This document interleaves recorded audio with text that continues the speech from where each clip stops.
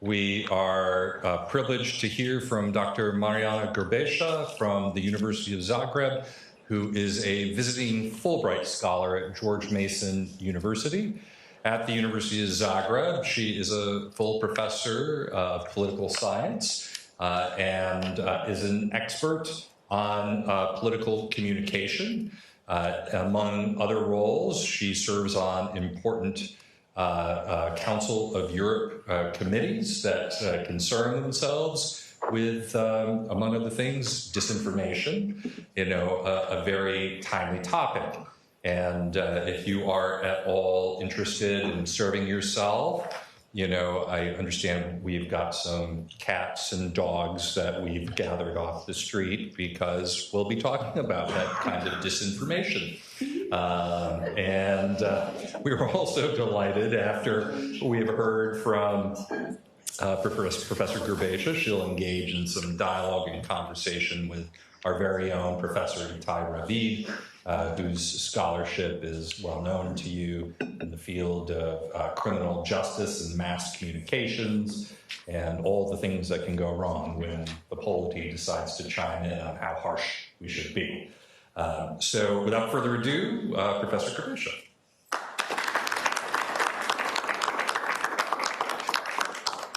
So thank you very much for having me here. I'm very happy to be here today with you. Thank you, Tuan, for inviting me and all the others who helped arrange my today's presentation. And thank you who came to listen to me.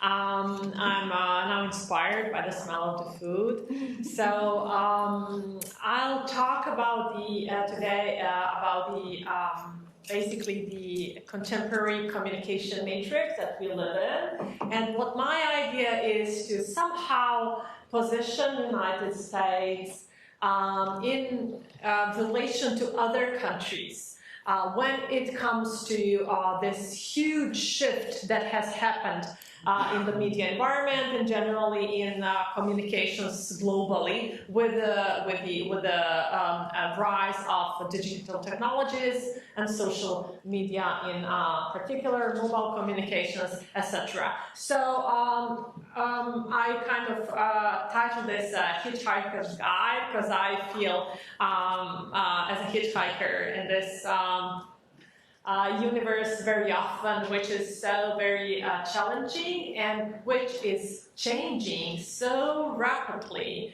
in an unprecedented speed.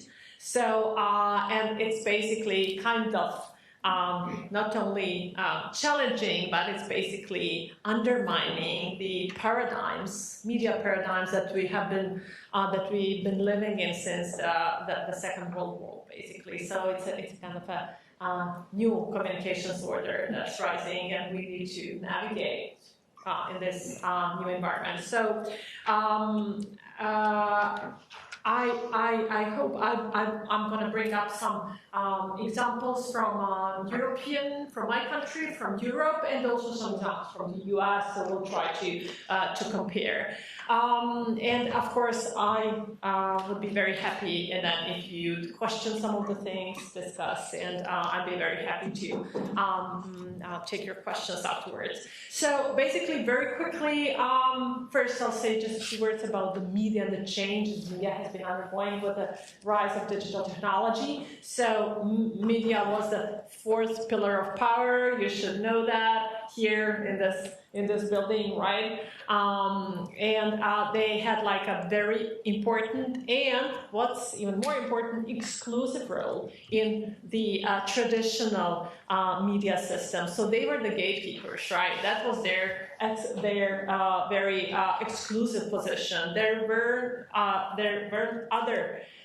many other voices that had such a broad reach as the media back in the day, right before the rise of social media and the digital technology. And this all changed.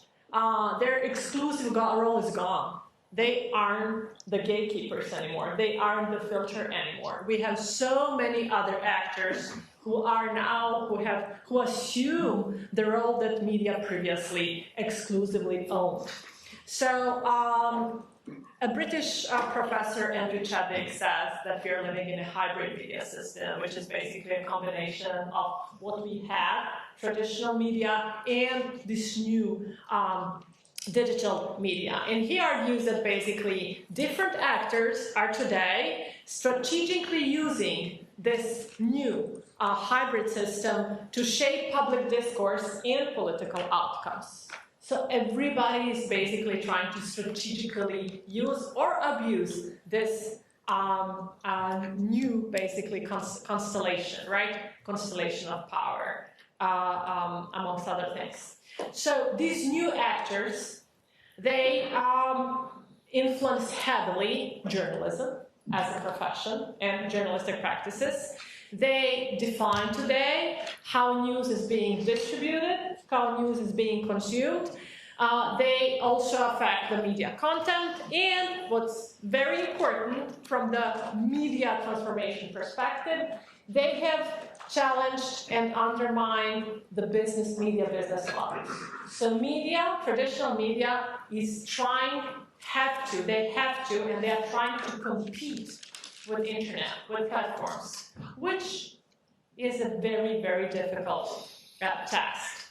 This has very significantly also affected the quality of journalism, because lots of journalism today is about so-called attention economy, because everybody's fighting for the most powerful, the most important resource today, and that's attention. So we are being attacked from so many different sources today, and they're all trying to hijack our attention. And media, they need to do the same thing.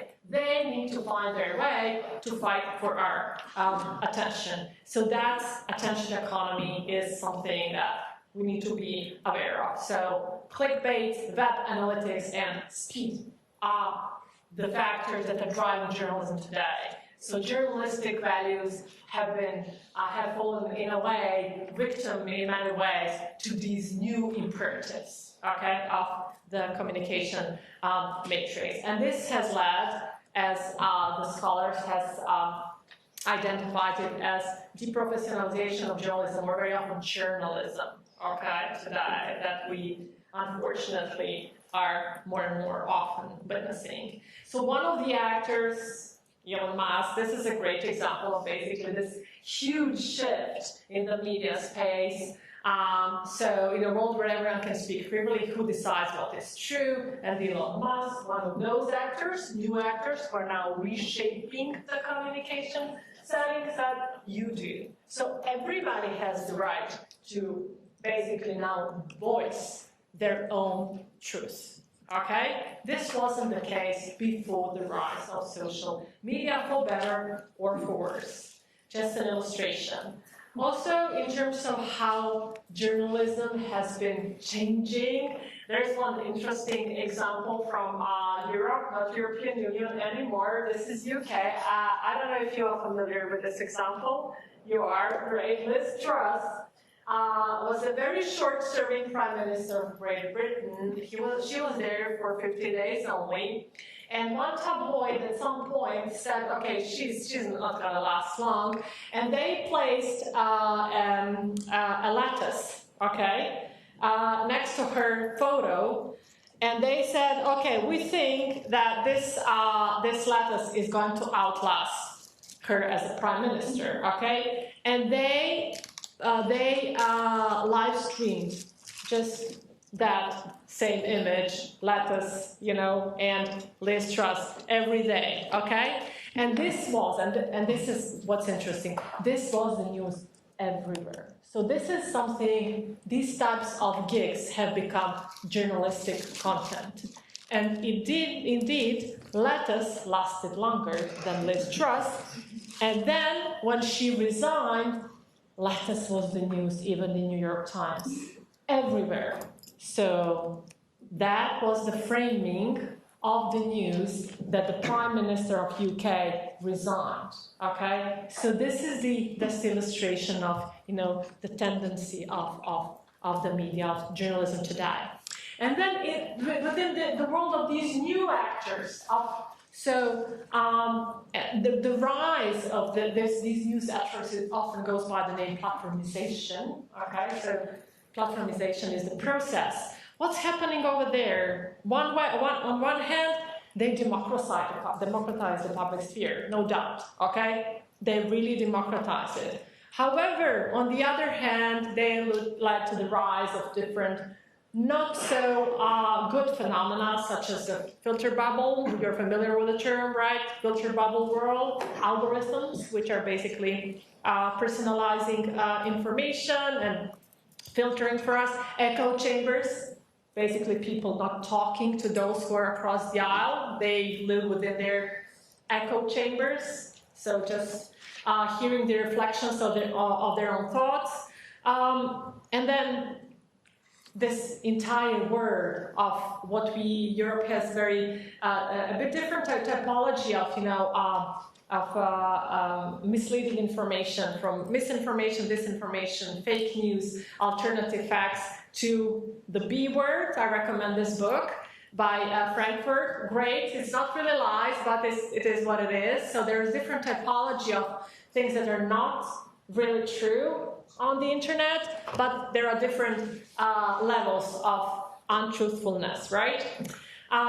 Confirmation bias is driving everything today. So I'll talk about the confirmation bias a little bit more, which then drives people towards radicalization, and then the assumption is that we are living in the age of doubt or post-truth, right, era. Okay, so let's look at some numbers that are going to show us if this portrayal of the communication setting is really true. So this is the interesting news in different countries, and you can see that it has been declining. There is USA. You can see that it has declined from 2015 to now, that it's been significantly declining, so people care less and less about news, except in Finland. I can talk about Finland later. You can ask me what's wrong with Finland. They still read newspapers, so it's very interesting. Sources of news. So in the USA, online, this first line is both web and social media. The black line is only social media, and you can see that decline of print and television. The blue line has been now declining very significantly. So online dominates the news consumption in terms of sources.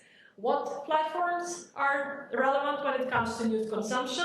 It's mostly Facebook, but also YouTube in the USA. This is USA. These are the first #1 still networks. However, when you look at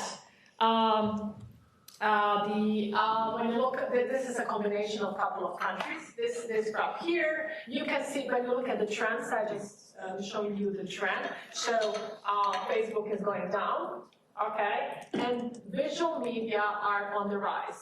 What's the fastest growing social network in terms of consumption and even news consumption?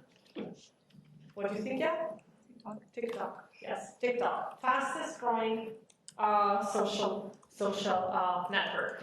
This graph over there shows you the news video news that people basically don't watch them on websites anymore. That actually is social media, which is the main source of video news. So it's basically our feeds, right?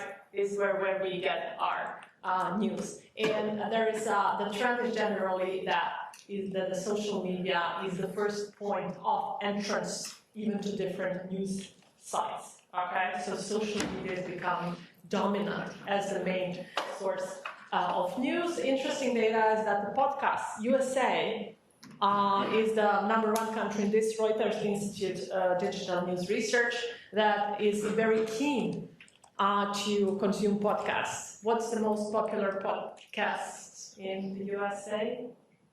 What do you think? Joe Rogan. Joe Rogan. Okay, hope you can see. It's New York Times, Deep Dive, The Daily, and Joe Rogan. Actually, #1. Okay? Yeah, you're right. And there's gap. age gap, of course, in news consumption. So the biggest age gap, which means between younger US adults and older US adults, is Instagram. It's the biggest age gap, which means the least from older generation is consuming Instagram in comparison to the number of younger that are consuming Instagram. Young audiences, very interesting, super interesting in terms of trends. They have a completely different preferences than the older generations. And what's very important for young audiences, and I find very interesting, the authorities. Who do they find credible when talking about news? So these green stacks is internet personalities, meaning influencers. When the war began, I'm teaching at the School of Journalism. When the war in Ukraine began, I asked my students, where do you get your news from? Majority of times from TikTok. Okay? So it's basically, yeah, TikTok. So influencers are, from a young audience's perceptions, they are the new journalists, new anchors. So we need to think about that. So these guys, right? So this constellation, so in generally, leads to the basically, when it comes to content and to the behavior of traditional media and actors online, because all of them are trying to find their sustainable economic model to basically reinforcement of confirmation bias as a model of surviving on the market. Okay, there is this concept of interpretative journalism that is now being very pronounced in academia, when among scholars are trying to explain what's going on in the media, and it's basically based on the fact that media are not selling interpretation and not basically the facts. So, and I think the Fox's slogan, "The world according to Fox," really catches the momentum. There are other also terms that you are familiar with that are basically referring to, that are being used to explain what's going on, and it's the old-fashioned bias, right, as a concept. And there is framing, so the media are framing stories for us differently from this, trying to tap into this confirmation bias, and also narratives is a very common term now when you say everybody's trying to, it's a battle of narratives, right? War in Ukraine is a battle of narrative. Presidential elections is a battle of narratives, right?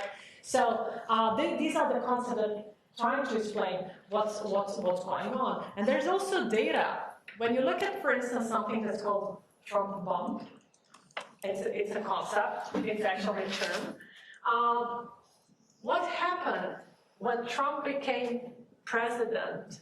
Subscriptions of certain outlets went up, and it's called the Trump bump.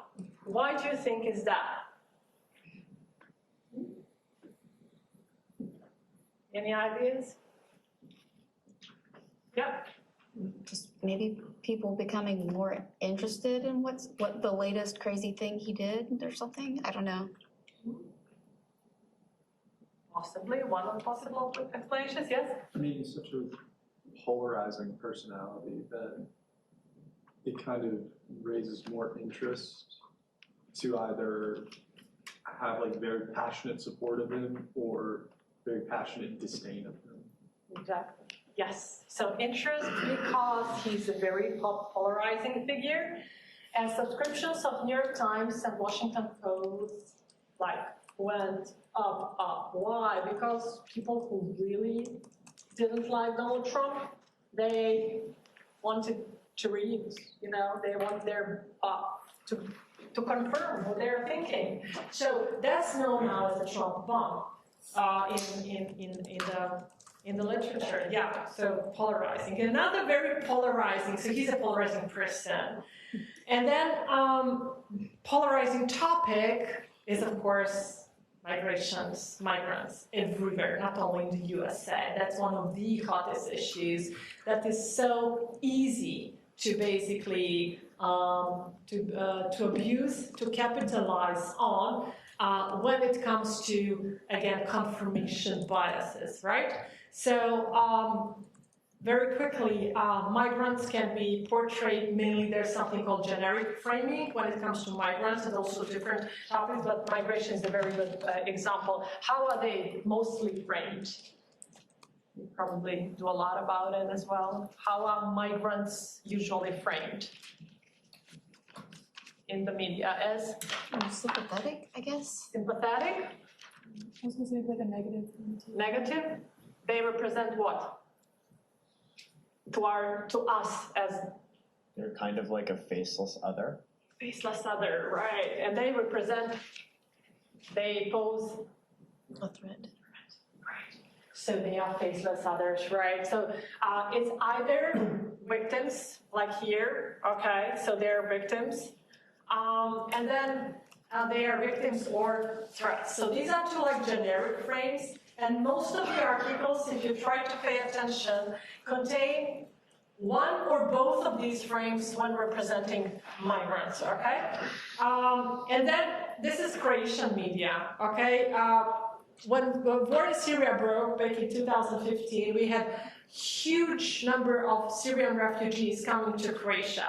And this was the representation of these, and look at the word, refugees who are coming to Croatia. This is Croatian police officers, so holding a refugee baby. And so it's not only refugees who are framed here, but also it's Croatia through a policeman framed as a very sympathetic country towards refugees. So same here, thank you, you are friends. Refugees are saying while crying, selection of photo, right? There's a baby. Couple of years later, no children on photos when representing refugees.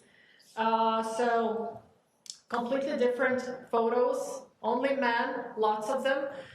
Send the army to the border, migrants are stealing. It's not refugees anymore, it's migrants right now. So different framing, okay? UK, another example. Migrant invasion, illegal migrants, 1 million, you see migrants heading this way, tabloids, very always inclined to represent migrants in the UK as a threat. This is a politician, UK politician, who was very much about Brexit. He's the leader of the Brexit movement. And this is his campaign. Again, it's a fake photo. This was actually has nothing to do with UK. It was made on actually in Croatia, between Croatia and Serbia. So, but still, it's the same photo, same framing, same narrative. And this presentation tend to be very, very polarizing. The language the media use, they are basically matter a lot in terms of how certain topics will be framed. And it's very interesting when it comes to migrants. Wording, whether we are going to call these people refugees, migrants, illegal migrants matters a lot, and different outlets decide, they even have rules how to report about migrants, which terminology is going to be used. Very often, natural diseases, language of natural diseases is being used when writing about migrants. Wave, tide, sore, poor, massive, or animals. Okay, invasion of crickets, for instance.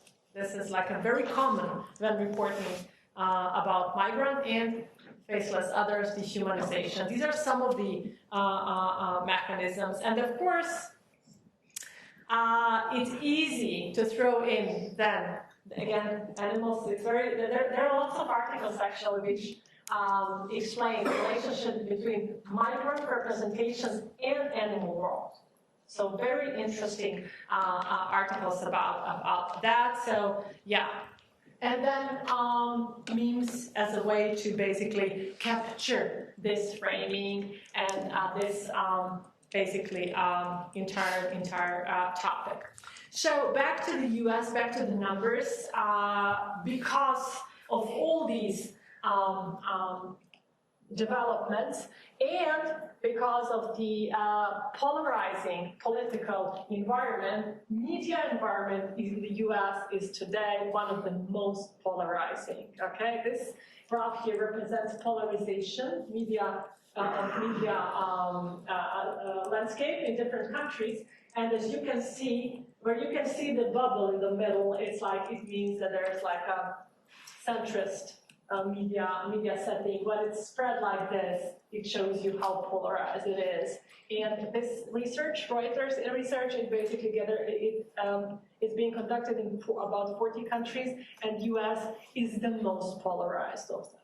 Okay, it's very, very polarized, even in comparison to other countries which do have quite polarized society. Trust in media, USA, about around 30%. So of people trust media, but the worrying thing is that basically this is Gallup research, and it shows you the trust in mass media when you according to the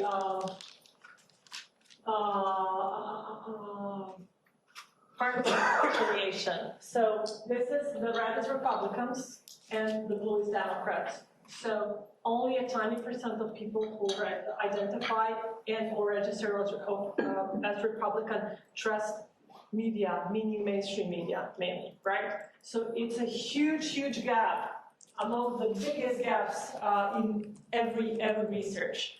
And this is like, you have research which actually shows you which outlets are the most polarizing. The most polarizing is actually CNN. Okay? Yeah. So, and this shows you, and I was actually quite surprised that even the trust in Weather Channel among Republicans is very low. It's below the average. So, yeah, that was very interesting. And then also the news avoidance. If you look at the news avoidance, it's also so people who don't want to watch the news.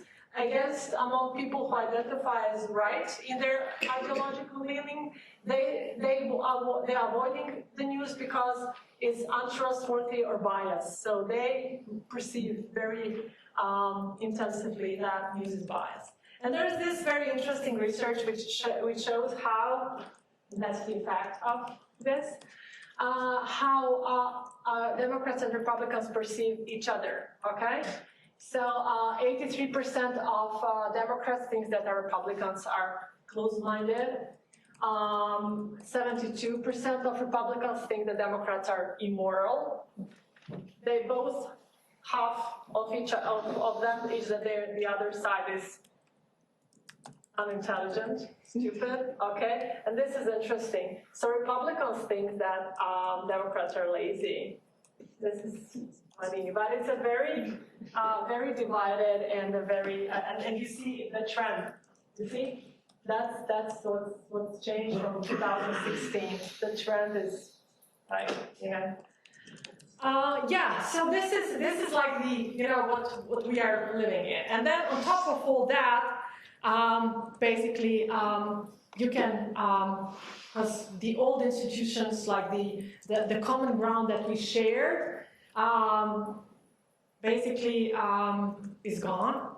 And now, it's very easy to plant different ideas in people's minds. It's very easy to sell disinformation, visual disinformation and other. Not only in the US, we are dealing with this all the time, especially with the Russian disinformation machine, which is selling all kinds of things. Like this is a great example when European Union was basically just confirming that they are using some parts of insects in our food as like an ingredient, but it has been, it's almost in all food all the time, but it was just some kind of marginal addition to some of the laws.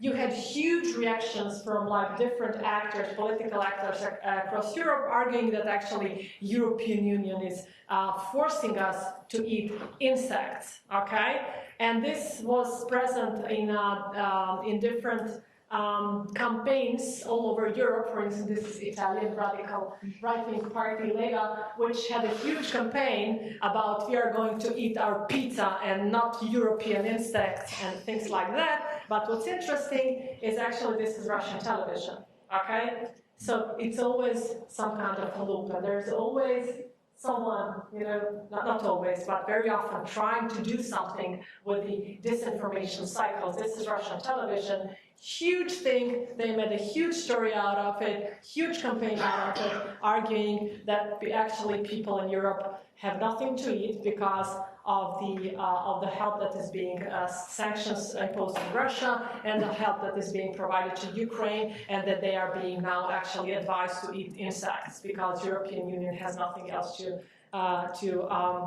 eat. And finally, on top of all of that, there is, you know, this photo, right? Yeah, Papa, Pope in Balenciaga jacket. Yeah, very cool. But it's AI, of course.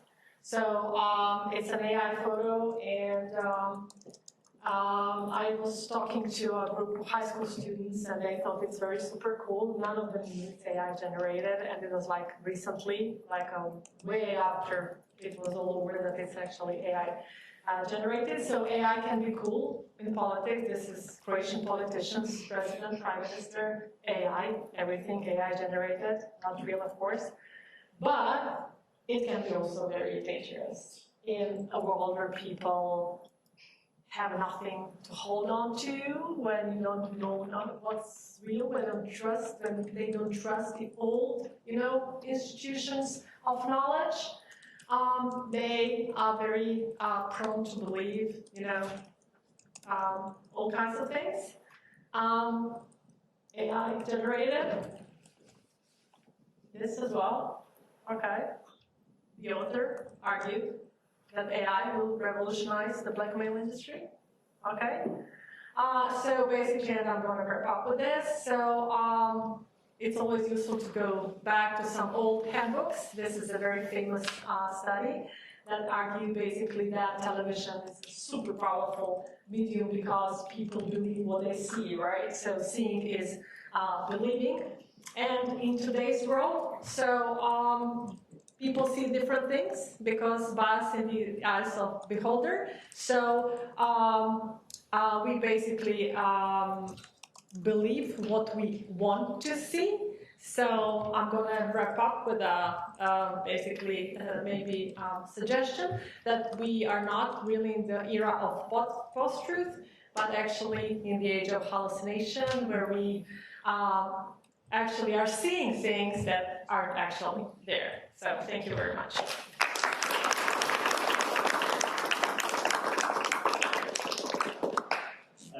Thank you, Marijana. So I don't want to take much time because I want you to ask questions. Just kind of a few thoughts I had listening to Marijana's conversation, and I really was interested by the choice of words, suggesting that we are attacked as consumers. We are attacked by the media in different ways, and I want to stop for a second to think about what does it mean for us. And I think that's true. I mean, we are attacked. Our cognition, we're simply unable to handle. We're simply unable to handle, to process, to get to understand all those type of information that's flowing at us. And then we have a few options, right? One option is just to completely disappear in terms of we are not relevant, we will not be engaging with what's coming, or choose a path that will make it easier for us to actually be part of this universe, but survive the attack. And what happens then, if we think about the US context, that's really another way in which we are contributing to the polarization, right? Because we choose to listen to things that are easier for us to digest, things we believe in, things that are easier for us to understand, and we kind of create our own silos of media information, and we choose to stick to those. And social media is helping us because you expose yourself to certain lines of information, and you keep on getting this type of information over and over again. And as long as you will not take yourself out of it, you will remain in this type of venue of information over and over again. And if we think about what the media is supposed to do, think about, old approach of the public square. The media is a place for us to share ideas and to engage with different thoughts and diversity of views. We're certainly not there. It's just exactly the opposite. And why is this important for us? It's important for us because it really shrinks our democracy, but also if we think about you as future lawyers and us as people who are interested in what the law is, and we hope that the law will be related to the reality, we have to think about the law is one of the main venues that people don't have any knowledge of. And the media is really a key source of providing information about legal issues, about legal problems, about connection between reality, let's say about crime, for example, reality of crime versus what's happening in the media. And I think part of our role as aware consumers is to understand those disparities over and over again. And part of the things we have to do, we have to become more critical of what we see. And sometimes it's hard, right? Because we just saw the information from Marijana, right? The polarization is clear. We have our camps, we choose our camps, but we stay in our camps. We stay there and we tend to believe that this is what we continue to believe in. We provide more arguments for ourselves to convince ourselves that that's the way we should perceive the world, that's the way we should think about it. But sometimes that's challenging for us. That doesn't evolve us. It doesn't help us evolve as a society more broadly. And I think also as future lawyers, you should be able to engage more deeply with the complexities of those. And it's hard because we are under attack. And we are just cognitively unable to handle some of it. But I think that's something we should strive for at least. And I think part of what we see is in our part of what we see here in the information is that we're not doing a very good job in the US of achieving that goal. And I want you to kind of one last sentence. So I want you to think about the media, and it's not me, I mean, media scholars think about it. Media could be considered as a mirror and a lamp, right? So it can mirror society in a way that reflects views, perceptions, norms, but it can also serve as a lamp. It can also light or guide our way. I think we are in an era where media just gave up on guiding our way. It's mostly mirroring certain groups in their own silos. And I think if we want to think about ways in which we can start fighting back against the current narratives and the problems that we have now, we should maybe think about transitioning, think about the media as one place in which we might be able to serve more as a lamp versus a mirror. So I think that's part of what it's also on us, because we are consuming the media, and we have power in the sense that we decide how to consume, and we decide how to behave with the way we consume. We can choose our own path, but we can also challenge ourselves with those decisions. And I think what we see in the US context is really interesting because it really shows you how the transitions within the society is immediately reflected within its media. And if anyone is concerned about polarization, and I'm sure many of you are, thinking about media landscape that will be less polarized might also open up potential venues to think about a less polarized society more broadly. So these are my thoughts. Marijana, I want you to be able to answer questions. So everyone, that's your time.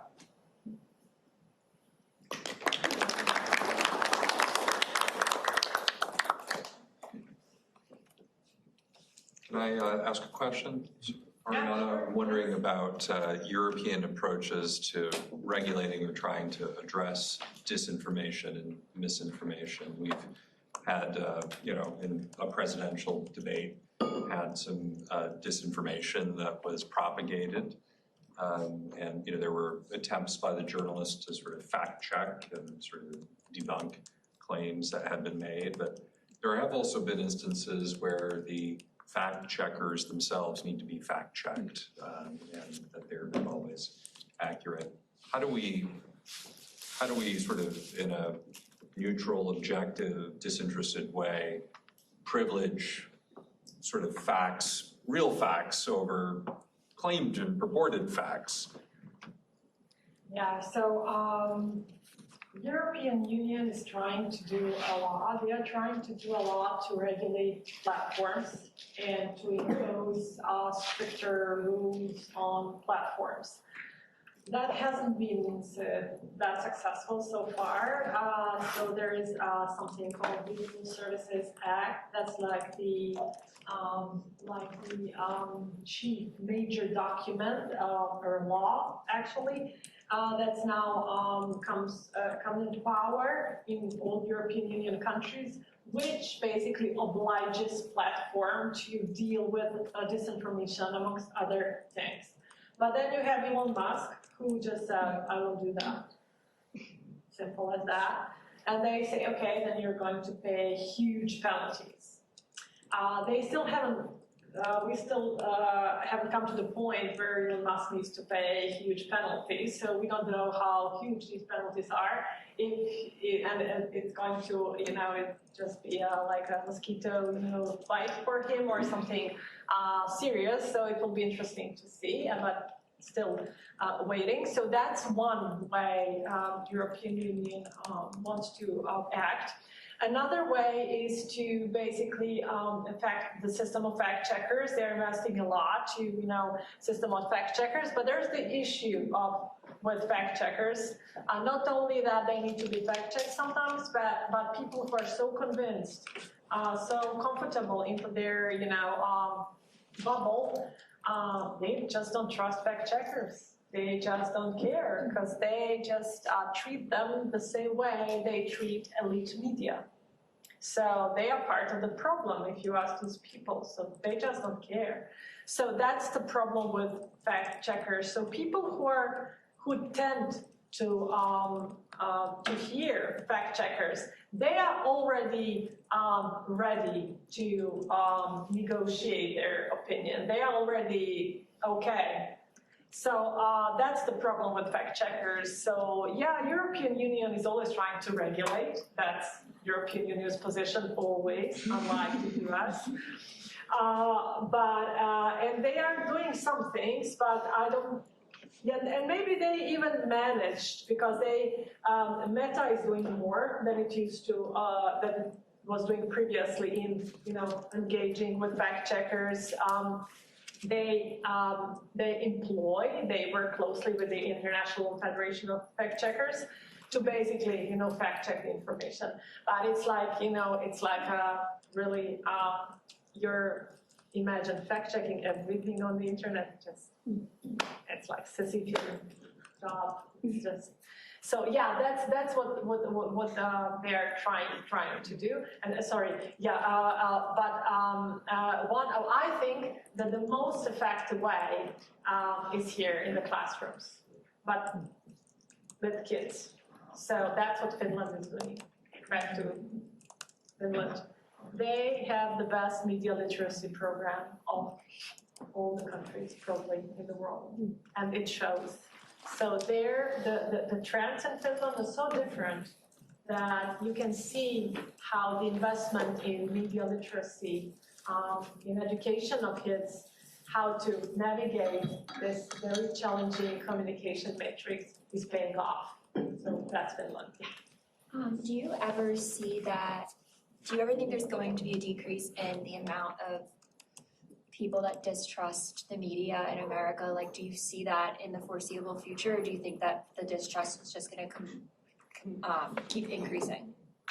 And that's the most important and the best question and the most impossible question ever. So I think it's irreversible. I think that the old paradigms are dead. Even the old journalism paradigms are dead. We should save journalism, and we should treat it as social capital. Otherwise, it will die eventually. And I think the answer is in the new generations, the young audiences, because they are those, even you, how many of you really watch television? No, right? So, so like journalism needs to adapt entirely to younger generations. Tapping into confirmation biases is an unhealthy solution, but I think that most of the media see it as the only viable solution right now, which is really bad. And I think that CNN at some point, as you know, said, okay, we are going towards the center,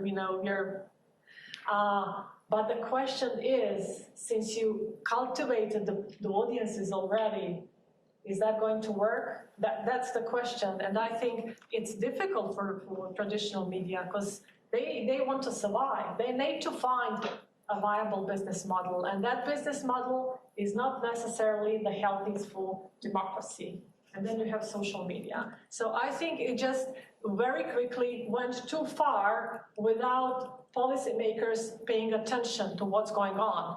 And technology developed so quickly. And you have public sphere is diminishing.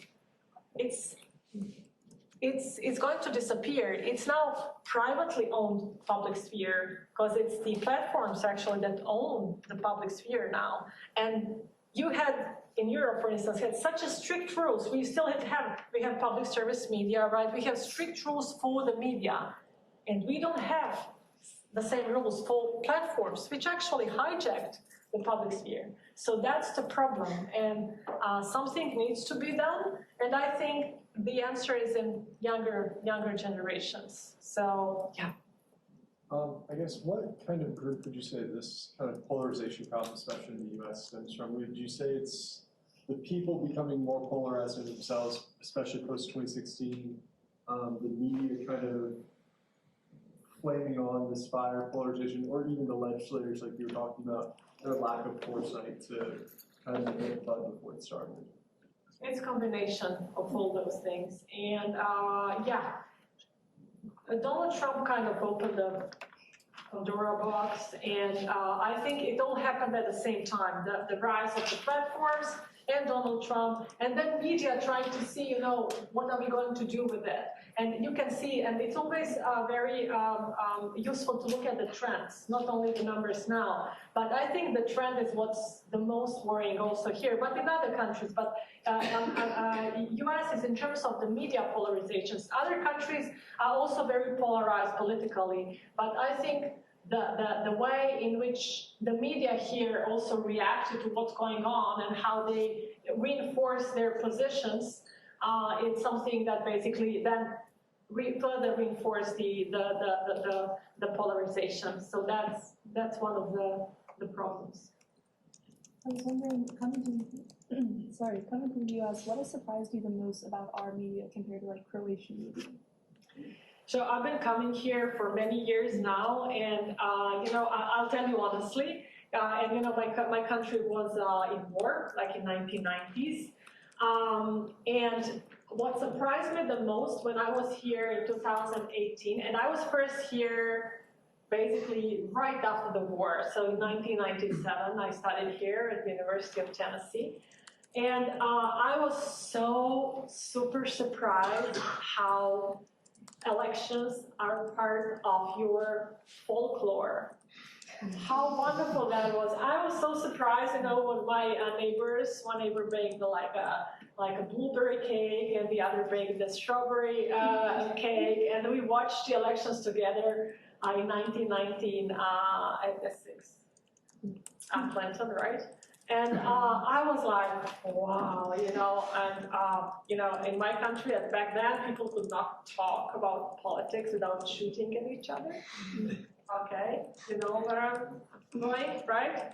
And I came in 2018, and now I come from a country where you can say anything to anyone. And here, I see, students who don't dare to talk about politics. And I'm like, no.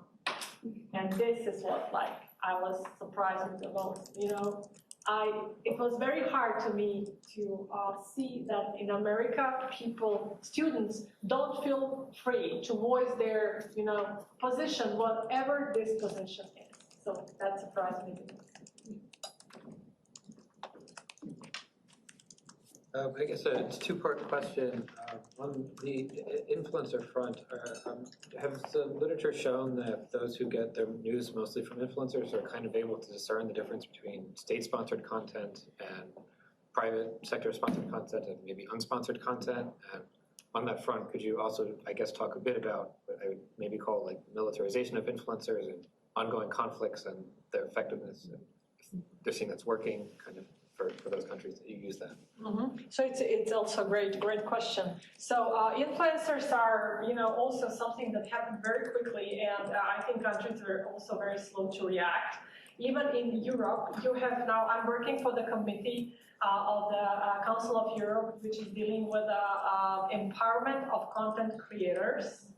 And this concept of content creators is so fuzzy still in Europe that only few countries have some kind of regulation for influencers, for YouTubers, for people who do different kinds of things. So it's almost, it's very vaguely regulated. So it's, again, an issue because some of these influencers are actually acting as if they're like news broadcasters.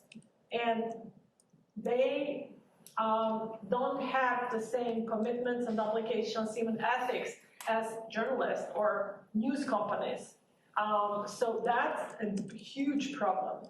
And but Elon Musk, he just everyone can truth is everybody's, right? So I think it's the policymakers' problem, huge one, that they didn't recognize influencers, as just new form of, commercial business, new form of broadcasting business, or, whatever. So they will need to do, and the European Union will need to do something about it to address that, because they are really, really important source of different kinds of information for younger generations. Some of them have the audience bigger than global media. So that's, yeah. So ignorance is on the side of institution is actually striking. Now they're ignorant anymore, but they have been. I don't think they really realize how big and how quick this change is going to be. Oh, sorry. I was going to put my hand down. I advanced this comment with trepidation since we have an expert in the room. It's a COVID question.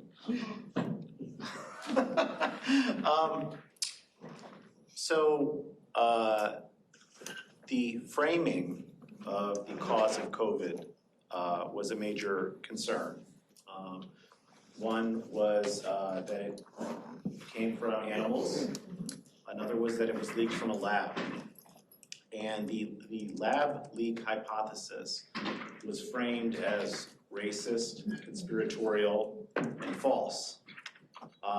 It has now come out that a number of intelligence community agencies, including the Federal Bureau of Investigation, believe that actually that is the most plausible explanation for the origins of the virus. So the framing at one point, and this was by the media, has since turned out actually to have been false. So this is a very basic question, but if you enable regulation of what you say is misinformation, you are stamping out the competition for amongst like facts, right? And in the end, it turns out they were wrong. Mm-hmm. So that's the justification for not pursuing the European model. Yeah, so Europe is not really strict, I'd say, about like punishing someone for just releasing something. But I'll answer what you're just doing. It's not the European thing to regulate, like to tap into the freedom of speech.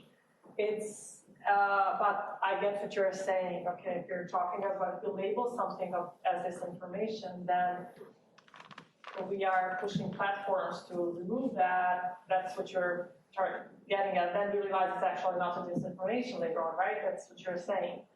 Yeah, I understand you, but you want to ask also something, so I can. Sure, it was actually related to that, because, you know, irrespective of what the label turned out to be exposed, right? Many of the proposed interventions, you did have to label it as misinformation or disinformation, and there were all these sorts of regulatory attempts at, you know, you downgrade information or you pair it with something from a credible source, and then people seem not to care as much about the credible source, say the Centers for Disease Control and Prevention or the World Health Organization. So I was wondering if you could just share your thoughts on those types of attempts, which my understanding is it's mostly in the context of social media, right, that we tend to intervene. Here in the US, we have some speech-related concerns that are not as speech-related. We cannot regulate in certain ways here that are available to Europe. So what do you think about these kinds of interventions? Once you have that label, it qualifies as misinformation. Do you think that's worth, you know, pursuing, having forcefully social media downgrade content or remove it? Is this a meaningful path forward or something that, you know, you don't have good data on? I'm just wondering about your thoughts. So first to COVID, so thank you both. So COVID is also a very sensitive thing in Europe, in total world. Why? It was something that was an incident, and you know the institutions agreed that this is like the mainstream take on the way to handle this crisis. Okay, and they made lots of mistakes. Obviously, now that's kind of obvious. I can tell you the example of Sweden. Sweden is a country which has very relaxed measures. But it's Sweden. It's a country where, you know, the government says something, they advise people to do something, and people stick to it, as it is law. And in other European countries, Swedes and Sweden were treated as terrorists. So they are killing their people. They are not restricting movement. So they were treated. The framing of Sweden were these are lunatics. These people are, you know, insane. So this is, you know, what you're getting at, right? So at that point, they were framed, you know, as crazy people almost. And, you know, there's lots of already also in the literature talk about the militarization of Corona, of the pandemic language and how militarized it was, and whether the handling of it, the measures, whether it was actually efficient. But the thing is that at that point, that was the official, that was the way to handle this crisis. And there were lots of disinformation that were like feasible, something that could be proven to be wrong. So I think this is like the question that you asked. It's one of the issues that there is no straightforward answer. In like a crisis situation, there's like a common idea how to handle the situation. Later on, you see, okay, this was wrong, and the thing with how governments handled it, and there is lots of work now about that, is how they communicated the pandemic. Because they were, for instance, considering, at some point they had certain knowledge about vaccines. Later on, they had different knowledge about vaccines, but not everybody really communicated what they learned in the meanwhile. So there's criticism should be also about that. And so pandemics, I think, is a really special topic.